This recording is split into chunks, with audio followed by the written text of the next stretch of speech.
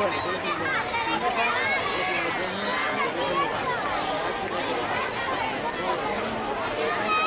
continuació, i per tancar les actuacions dels més menuts, actuaran els alumnes de 5 anys.